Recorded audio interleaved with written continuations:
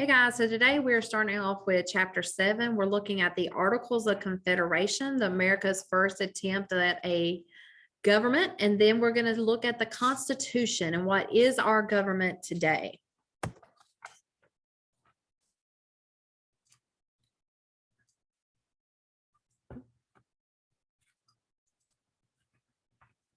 So, during most of the War for Independence, the Continental Congresses and state assemblies had governed the colonies.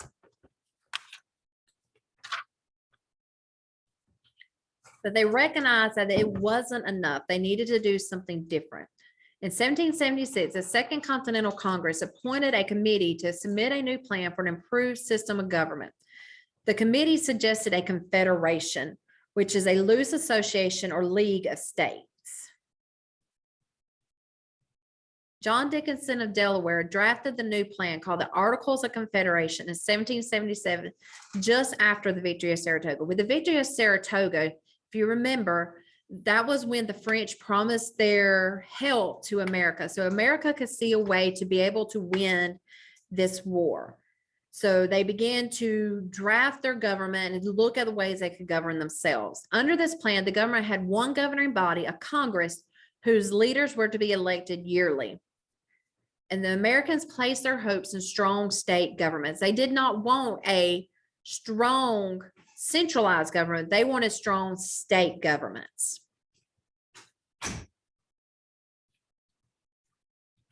Before the Articles of Confederation could become law, each state had to ratify, which means to formally approve them.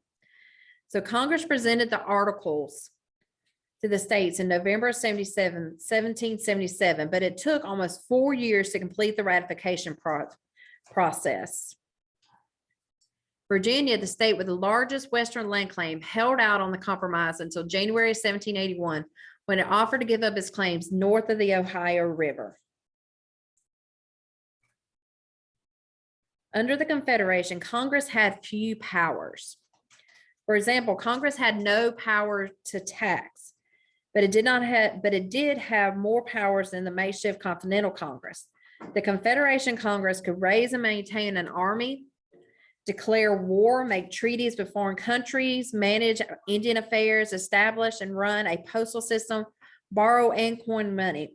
These powers, however, were not held exclusively by Congress. The states could also coin their own monies, issue bills of credit, deal directly with foreign governments, and even declare war. So while we were like a country and we had different states, we were also separated. We were all still wanting to be individual. So certain powers were held only by the states. The states, for instance, control both domestic and foreign trade. They also had the right to act in economic matters involving debts, contracts, and family affairs. And the states alone have the right to tax citizens, which put this new government into a bad position because the Confederation government had no way of being able to tax their citizens. They had no way of being able to make money. Therefore, they had no way of being able to pay off their debts. But not all was bad about the Articles of Confederation. There were some good things that came out of it. The most important legislation passed by this Confederation Congress dealt with the Western lands, what to do with all of this land that we've now received from Britain. Thomas Jefferson drafted 2 pieces of legislation dealing with these lands. You had the Northwest Ordinance of 1785, then the Northwest Ordinance of 1787. When we talk about the Northwest Territory, it's kind of this brown part right here that we're referring to. It's in the northwest part surrounding the Great Lakes, that area right there. All right, so the Northwest Ordinance of 1787. The Northwest Territory, as the lands were called, was bound on the east by the original 13 colonies, on the west by the Mississippi River, on the north by the Great Lakes, and on the south by the Ohio River. So if you were to look at a map and I were to give you this description, you should be able to mark off where the Northwest Territory is. The Northwest Ordinance of 1785 provided for the surveying and sale of the territory. The territory was divided up and then sold to individuals, to companies, whoever. The ordinance divided the land into areas of 6 miles square called townships. Each township would then subdivide into 36 smaller parcels. Each one was 1 square mile. They were called section, and a section contained 640 acres. Congress could have made more money by setting a higher price or by using a different method to sell, but it wanted to give people a modest means, a chance to purchase land for the family farm. Congress had to have a legal title to the land before selling it. That is, Congress had to make treaties with the Indians to buy the land they claimed before any of that land could be sold. Congress hoped that the treaties would prevent Indian uprisings such as Pontiac's Rebellion. The system established by the ordinance has had a lasting effect on America. Most new territories in the states were surveyed according to the ordinance's demands. In addition, farms and roads were laid out in straight lines and right angles. This layout is still visible today, especially in the Midwest and the Plains states. So if you look at this, this is what we were talking about with the townships. Each township was 6 square miles or 6 miles square, which means 6 miles across, 6 miles down, or it was 36 square miles, which is a total altogether of 640. No, I'm sorry. I was wrong about that. Hold on. Let me see how many acres that is total. Times, we're doing 640 times 36, and that's 23,040 acres was a township. And then each township was divided into these 36 sections that are 1 mile wide by 1 mile high, which was 640 acres in itself. Section 16, if you look over here, income from that sale of that section was reserved for education, but schools could be built on any of the sections. Right, the Northwest Ordinance of 1787 provided government for the large tracts of Western land. So in 1785, they sold the land, divided up, sold it. 1787, they provided government for it. This ordinance divided the land into territories. Each territory had a congressionally appointed governor, judges, courts, and a secretary. When the population in the territory grew to 60,000, the people in the territory could apply for statehood. So some of the other achievements, Congress published journals of its proceedings, which are official records of what was done in its sessions. These journals developed in today's congressional record. Congress also used a decimal system for the money it coined. All right, our next section is 7.2. We'll be looking at the weaknesses of the Confederation. Sadly, the Confederation had a lot of weaknesses, a lot more weaknesses than they had successes. Some of the weaknesses were administrative. Their primary weakness was the lack of authority to enforce the laws it's made. They could make these laws, but who was going to enforce it? They also lacked the power to regulate trade. That stayed with the states. So the federal government depended on the states to make all trade deals. They didn't have the sole authority to coin money or regulate its value. So every individual state could have its own money. So you would have to change your money when you went across state border. They had a lot of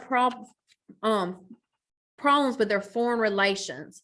Some of the problems with Britain, although the Treaty of Paris, which was a treaty that ended the war, called for the removal of all British troops in the colonies, they kept the Western force that they had held before the war.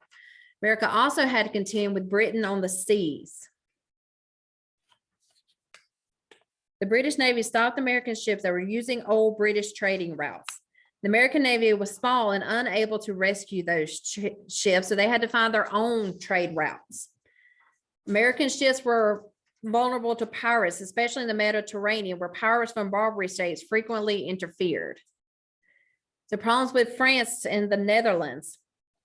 France had been an ally to the U.S. during the war, But the U.S. couldn't pay the interest owed on its debt to France. But not being able to tax its citizens, they had no money to even pay the interest on the debt, let alone pay on the principal. When the U.S. asked France for more loans, France refused. The U.S. also owed the Netherlands, which had given financial aid to the war effort. And although the Dutch pursued claims with less vigor than France, they still wanted to be paid. Problems with Spain. Spain fought against Britain in the war. It was not a close American ally.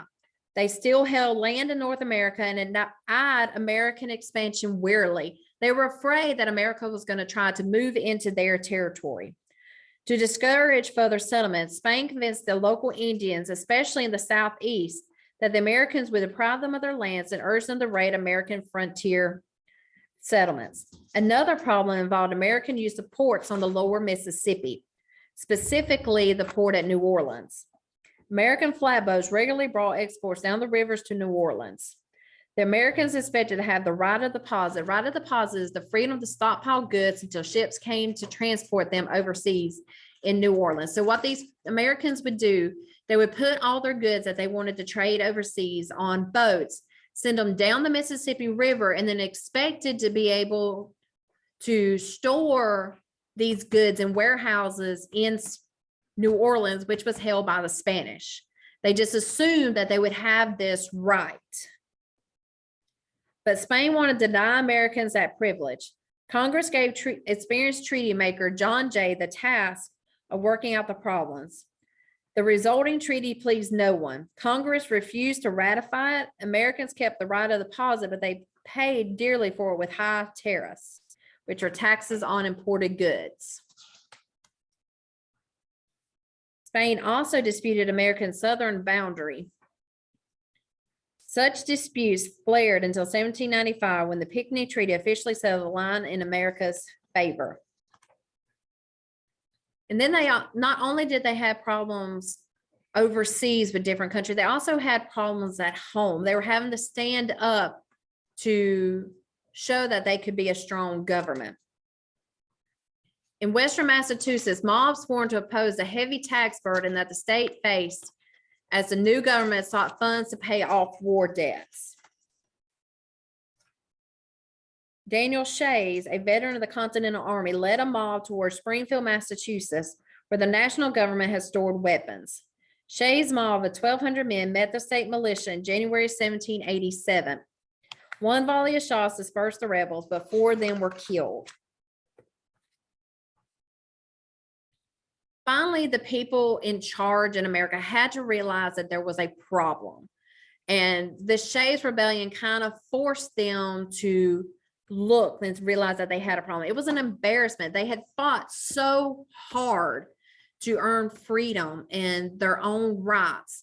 And then just as soon as they do, you have people rebelling against that government. So they realized something had to be done to strengthen the government. And most of America's leaders recognized the need. Washington, when he heard about Shays' Rebellion, said he was mortified beyond expression because he believed that it made the young nation look more contemptible than ever, meaning they looked ridiculous. Honestly, it was an embarrassment to him. So we began seeing the preparations for a change. People realized that they needed to make a change, so you start seeing the preparations to make that change. Several Virginia legislators called for a meeting of all the states to be held at Annapolis in September 1786. Only 5 states showed up, so the Annapolis Convention weren't able to settle anything, but it gave the leaders hope. Hey, look, 5 of the 13 actually showed up, and we called another convention. What do you think is going to happen? Maybe more will show up. So 3 of these delegates, New York's Alexander Hamilton, Virginia's James Madison, and Delaware's John Dickinson still hoped for a better union. So they called for a convention in Philadelphia to be held on May 14, 1787. The purpose of the Philadelphia Convention, also known as the Constitutional Convention, was to revise the Articles of Confederation so that the national government would be strong enough to govern the country. So this meeting was supposed to take place on May 14th. Weather caused the delegates to arrive slowly, so it actually did not begin until May 25th. 55 delegates from 12 states attended the meeting. Only Rhode Island did not send delegates.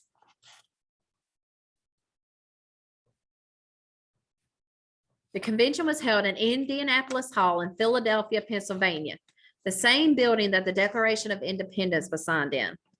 And when they first got there, the men elected George Washington as the convention chairman. Interesting enough, this was also the same place where George Washington was elected as the commander of the Continental Army. So he used a lot of his military experience in being the commander of the army, and he was going to have to use a lot of that leadership skills here in leading this convention. They also decided to keep their discussions secret. This way, the delegates felt like they had the freedom to speak and change their minds without worrying about what the public was going to say or receiving any pressure from anybody else.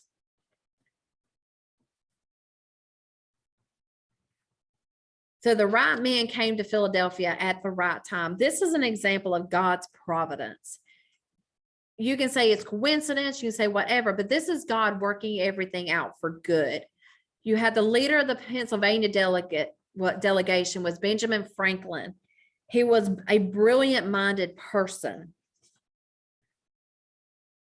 You had Thomas Jefferson, but at the time he wasn't able to be there because he was serving as a minister or ambassador to France. Alexander Hamilton from New York was part of the delegation there. Well-known patriot leaders, though, such as Samuel Adams, John Hancock, and Patrick Henry, chose not to join their delegation, their state's delegations.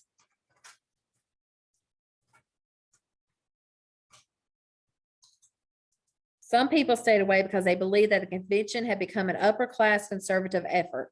Others opposed it because they believed that a central government would hinder democracy and encroach on the sovereign rights of the states. So let's look at building a constitution, what all they had to go through to get their constitution. The delegates in Philadelphia soon realized that the Articles of Confederation could not be changed to make an effective government. So Edmund Randolph of Virginia suggested the creation of a completely new plan of government. So as always, there's things that people agree on and there's things that they don't agree on. So looking at some of the points of agreement, as they prepared to write the Constitution, delegates agreed on several points. They agreed that the U.S. needed a more effective central government, maybe not necessarily stronger, but more effective. The delegates thought that the state and local governments could solve problems affecting only their citizens. Thus, there would be a division of power limiting the federal government. They also agreed that the new government should be a republic. In a republic, elected representatives govern the people. The power of these representatives, as well as that of the government as a whole, is limited by the law. In addition, the delegates wanted to create a government with multiple branches, each with different powers. They agreed that no one branch could become too powerful, and they wanted to preserve the rights and properties of individuals, just as the Declaration of Independence stated. So with this idea of the new government being a republic, you might ask, what is the difference between a republic and a democracy? A lot of times you hear, well, we're a democracy, so we're going to do this. A democracy is ruled by the people. The people rule. Often it leads to mob rule. It's people rule. The most violent person gets to rule. A republic, elected people who are elected by the people, they're the ones who get to govern. So our representatives are elected by the people. So ultimately it's our choice who our elected representatives are. But the elected representatives are the ones who make the decisions, and they're the ones who govern. And looking at the things that they didn't always necessarily agree on, the delegates raised many valid concerns during the writing of the Constitution. They realized they would have to compromise to appeal to all the states during ratification. No one group was going to be able to have everything that they wanted all at one time. They were going to have to compromise. So we're looking at the Great Compromise. So Edmund Randolph put forth James Madison's Virginia plan, or the large state plan. Virginia was a large state with a lot of people. So this plan said that the new government would have a bicameral system, meaning there would be it's a two-house government, and membership in both houses would be based on each state's population, which it would benefit the large states, right? The people with more people in their states receive more representation. Well, then William Patterson countered that with the New Jersey plan, or the small state plan. And it called for one legislative house in which all states would have an equal number of representatives. Everybody was equal straight across the board. So you can see why each state, each person would want to have their plans in place. But what is the best way to do it? So Roger Sherman of Connecticut proposed the Great Compromise, sometimes called the Connecticut Compromise because he was from Connecticut. So his plan called for a bicameral system, two houses, the upper house called the Senate. All states would be equally represented with 2 senators per state. And in this way, the power of the small states would be preserved. And then in the lower house, called the House of Representatives, population would determine representation. The larger the population state, the larger its representation would be. So you have the best of both worlds here, which is what a compromise is all about. So how do we decide our population? Every 10 years, the federal government would determine the population of the states by taking a census or a count of the population. Now, a census, like anything else, has its faults. It depends on people actually complying with it and actually doing what they're supposed to do. For example, we just had a census done in 2020, and a lot of states lost representatives and some gained representatives during this time. And they've said, well, it's COVID, whatever not, but that's the beauty of a census. If your people don't get out and do the census, then you're going to be left out.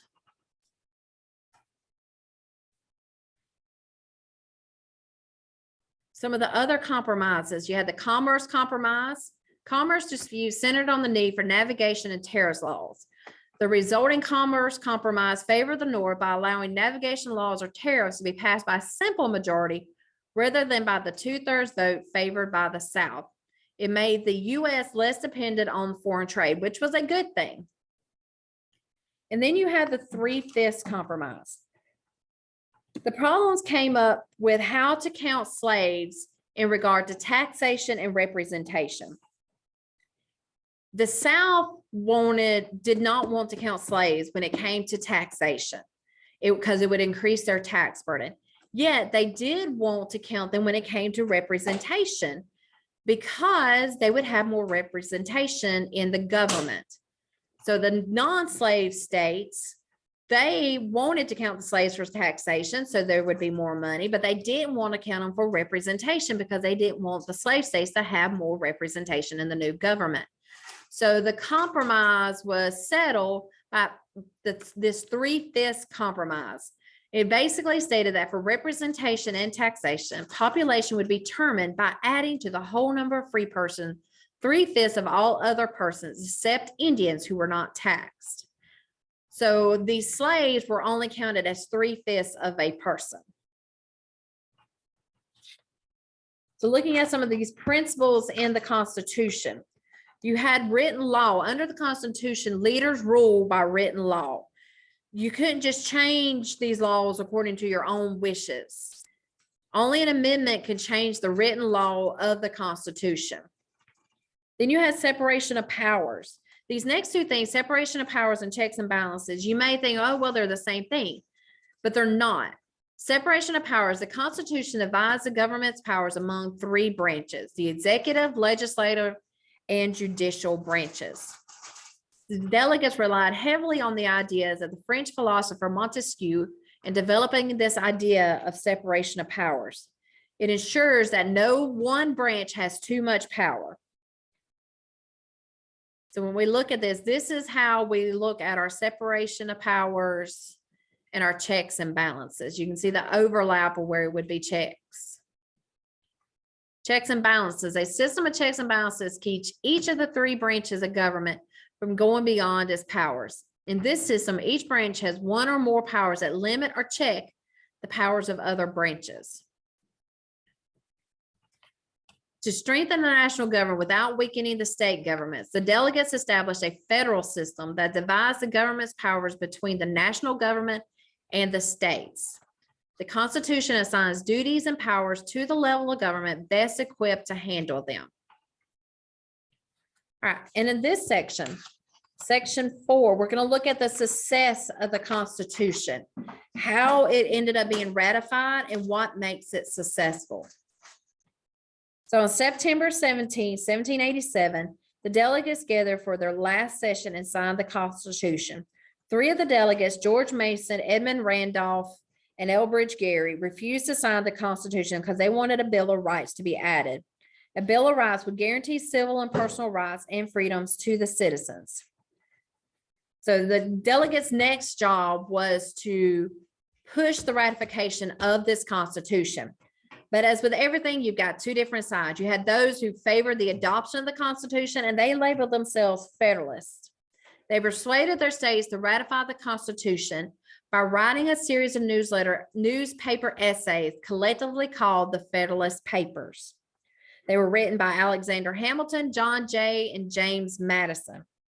They took the different arguments, the common problems that people have with the Constitution, and then they dealt with it. They refuted it. And then those who worked against the Constitution were called anti-federalists. In the end, several states ratified the Constitution on the understanding that the states held final authority and that a Bill of Rights would be added later to protect them from the national government. In January 1789, the Electoral College, the system established by the Constitution to elect the president, unanimously named George Washington president and John Adams as vice president. Not long after, the new Congress passed the Bill of Rights, which is the first 10 amendments to the Constitution, and it went into effect on December 15, 1791. So we're looking at reasons for their success, for the Constitution's success. It is now, let's see, this number here may not be right.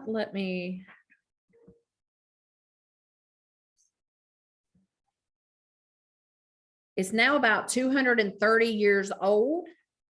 I don't know why my number there is inflated. I'm not sure what happened there. But it's about around 230 years old. No other constitution has lasted as long.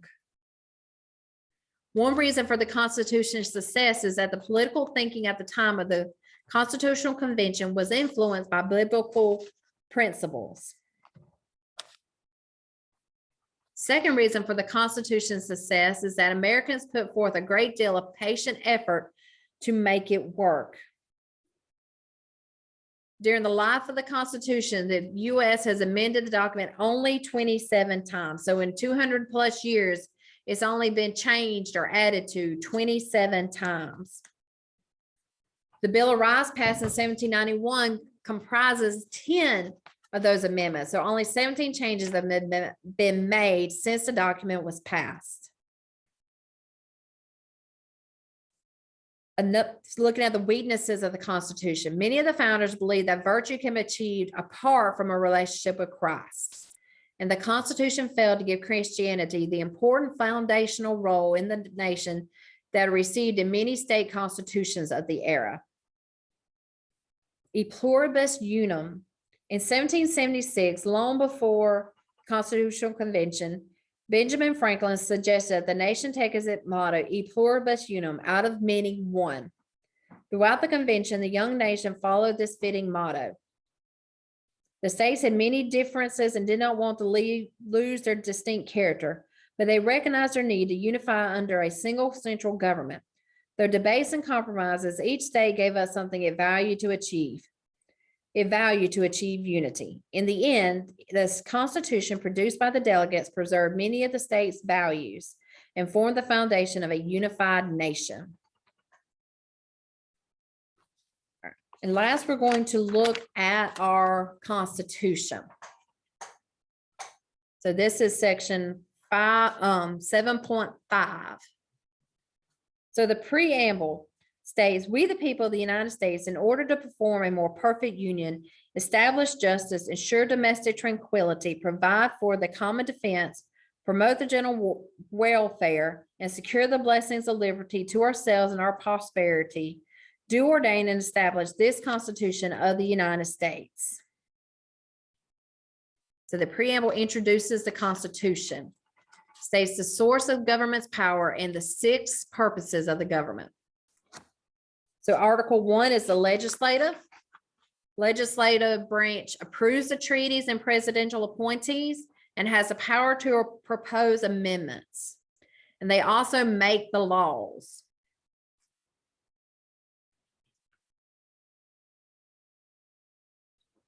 These are all different sections in the Article 1.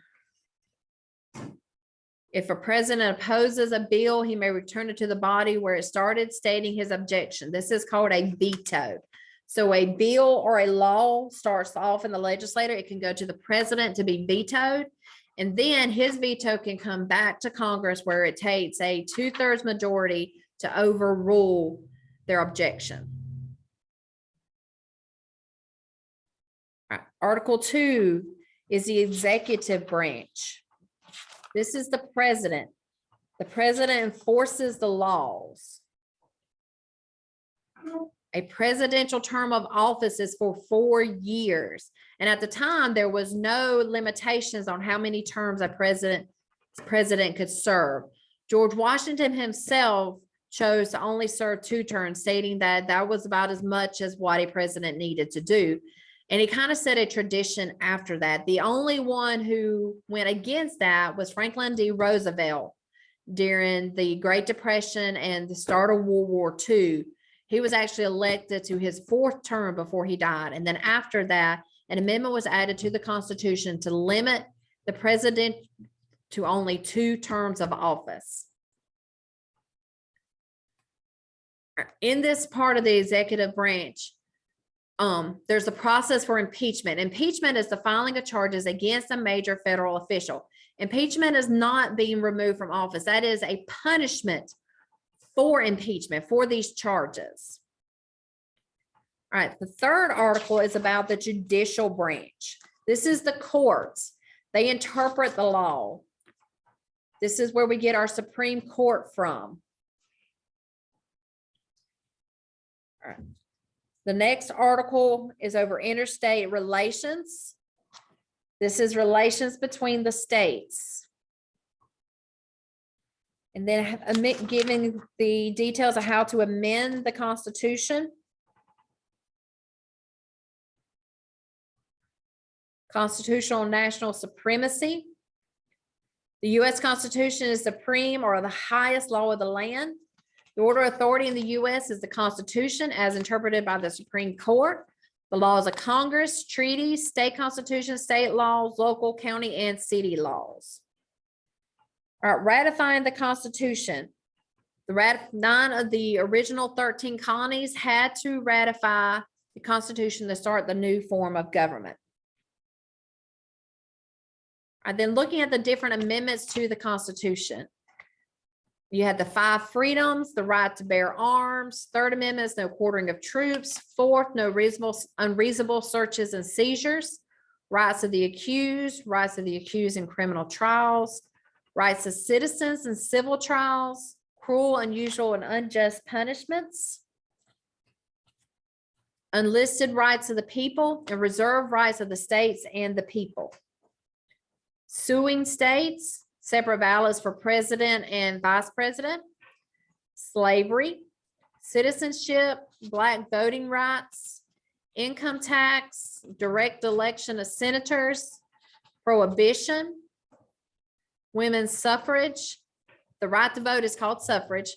Lame duck amendment. A lame duck is when during the time when a president or a elected official has lost their place in the office, but they have not left office yet.